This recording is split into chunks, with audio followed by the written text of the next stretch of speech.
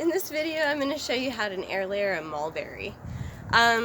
So this isn't exactly the perfect time of year for trying to air layer mulberry because it's got some fruits that are starting to form on it already, and so since it's in reproduction mode, it might not necessarily want to go into rooting mode, but we're going to try anyways.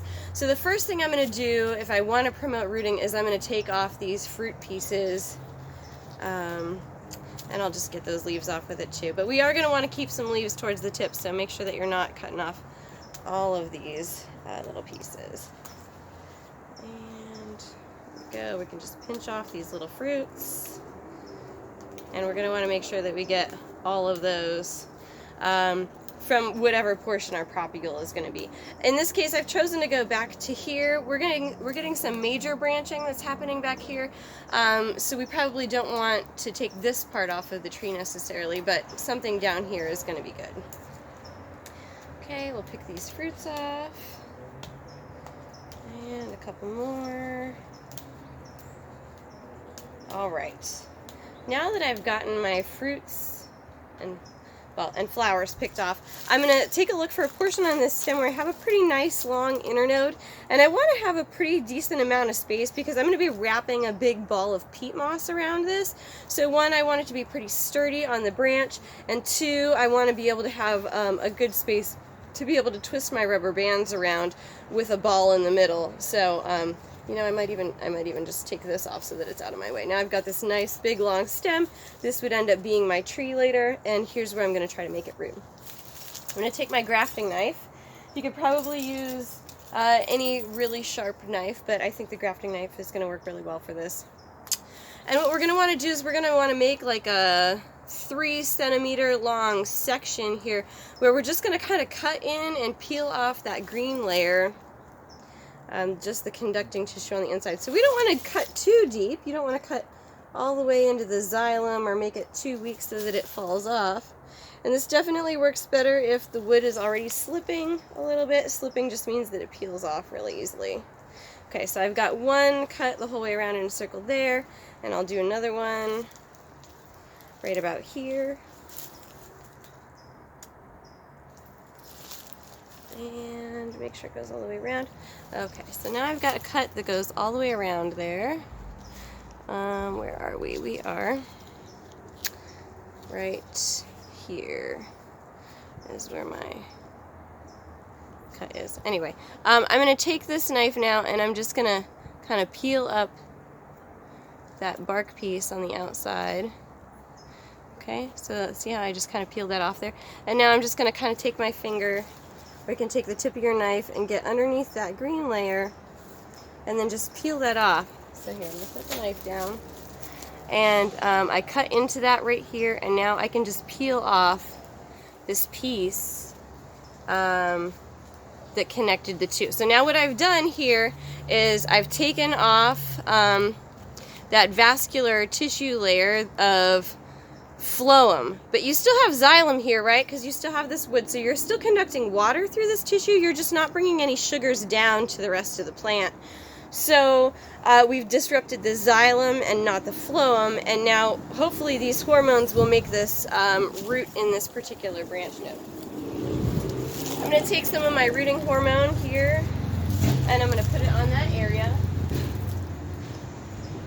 Specifically, I want to put it on the area that's going to be proximal, the area that's closest to the tip. Okay, so I've just kind of dusted that area there. Sometimes people have a good response if you take like a fork and you kind of score this a little bit too, so you can nudge some of those epicormic shoots to grow. Some people like to use a combination of honey and cinnamon on this as a fungicide and an antibacterial agent. You know, there's a lot of different ways to do it, so you can just try it in a couple of different ways and see which way you like and what works best for you. Now I'm going to take one of these black bags that, you know, it's just kind of like a liquor store bag or whatever. You want something that's kind of really, really dark because you want to attract sunlight to it to keep it warm, but you don't want it to dry out. So I really like to use these kind of like big black liquor store bags. And we just need a single layer of that. I'm going to cut the handles off. Go away.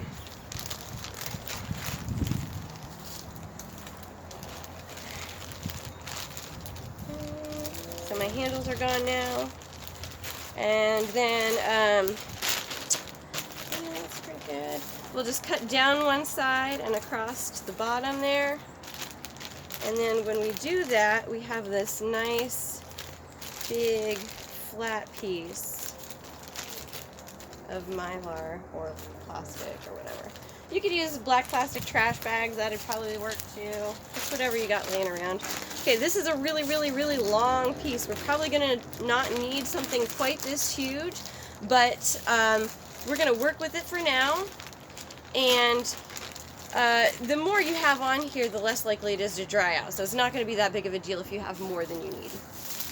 We're coming up on a point here where it's really beneficial if you have two people. Actually, you need one person to kind of wrap the ball and the other person to wrap the rubber bands. Since I have this really extra long piece of plastic, I might be able to do it by myself. Wish me luck. Okay, so I want this peat ball. This is my peat moss that was soaking, so this is good and wet. And you want it to be like a nice, big, 2 handful kind of size. Something nice and a big ball, because you want this to become your root ball.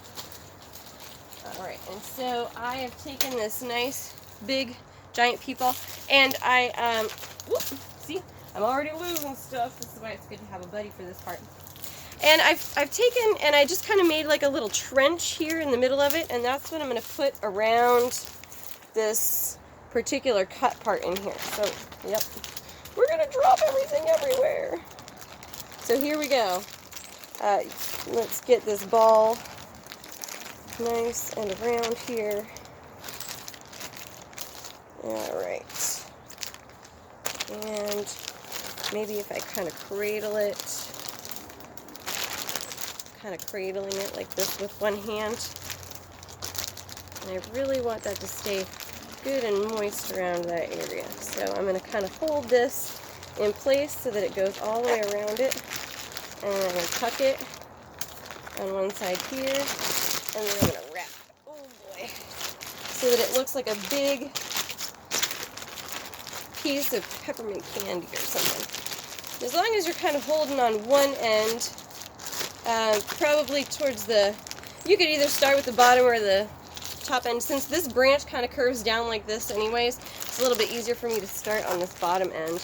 And I'm just going to keep wrapping this plastic around here. Okay, there we go. Alright, so now I've got this nice big plastic thing wrapped around there. I'm going to kind of twist it so that I can make it tight. And then I'm going to take those same rubber bands that I used for grafting. Oh, never mind. You guys didn't see the grafting video yet. I'm going to use grafting rubber bands to tie this off. They work a little bit better because they don't degrade quite as fast in the UV light. So instead of using like a broccoli rubber bands are going to be about the right thickness, but they're just not going to stay as good for as long. So I'm going to take, I've got this, it's just a long skinny rubber band, and I'm going to hold it in place with one hand. We'll see if I can do this with gloves on. It's hard enough to do with just bare fingers. Okay. I want to wrap this so that I'll be able to unwrap it later and check and make sure that it still has good moisture in there. Okay, so here we go. I've got it wrapped around there like 2 times. Now I'm going to stick my thumb there in the way, and I'm going to go around one more time, and I'm going to tuck that rubber band under. Tuck that rubber band under. Stick it out like that, and then pull and move my finger. Okay, so there we go. We have wrapped and tied that rubber band. Now up towards the top here, I'm going to have to kind of pull this tight, and I'm going to twist it again so that I've got this nice big air layer piece on there. See, look at how big this is right here, right? This is like bigger than a softball size of peat moss. I'm going to grab another one of these rubber bands, and I'm going to tie it off again. Okay, so here we go. move you a little closer. There we go, that's a little better. Okay, so I'm going to take this rubber band, I'm going to hold it in place with one hand.